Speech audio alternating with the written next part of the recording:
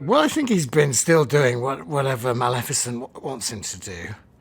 And there's still, I think they've been bickering away at one another for the last 6 years in their forest hideaway. And Aurora has been courting Prince Philip in all that time. But I think they've just been, you know, it's been relatively peaceful. But I think they've just been, you know, they bicker with one another all the time. They're like an old married couple to some extent. Well, I mean, I've been a big fan of Michelle Pfeiffer since I was a lad, you know. She's an incredible actress with an incredible career.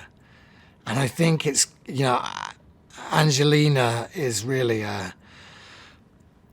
one of the few genuine movie stars, I would say, and has that aura and charisma of a genuine movie star, and particularly when she's in the costume of Maleficent. And I don't think there are a huge number of actresses that can match her for sort of star wattage or whatever you measure that in. But Michelle Pfeiffer's definitely one of them, and it was a treat.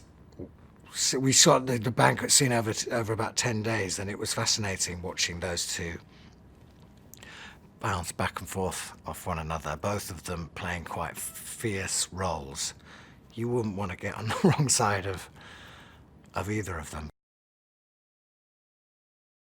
He's an incredible eye and talent for telling a good, not only telling a good story, but for beautiful pictures. The Kon-Tiki film and the Last Pirates movie, and I think he's, you know, it's a massive job you're doing here. It's not, you know, it's not my usual, you know, bread and butter, the indie films. It's you know, it is orchestrating hundreds and hundreds of extras, you know, massive movie stars, and you know, and fitting all of these things together, CGI, you know, it's a huge undertaking. And I think he brings you know, he brings his European coolness to it.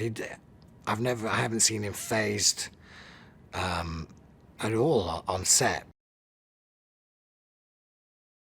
You know, I really loved the look that Diaval had in the first one. That took we tried a lot of different things before we settled on goth rocker, and I think they've sort of elaborated on that in ways that I didn't think were possible. You know, the costumes on this are really, you know, the detail is extraordinary, and for things that you might never even notice on the camera, that you know, the buttons of my tunic have tiny ravens woven into them, or my cape that has bird claws clipping it together and things.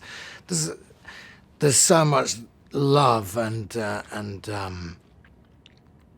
care gone into the finest details. Hey there, here's today's Daily Fact. Now, nearly every Disney movie that gets released is a huge hit, but not all Disney movies have been huge successes. An example of this is Treasure Planet. It was an ambitious effort on Disney's part as it tried to take the classic story of Treasure Island but transport it to outer space. It's viewed as one of the most expensive box office failures of all time, and a huge blow that humbled Disney in many ways. Now remember to click here below to subscribe, or on the side for more great content.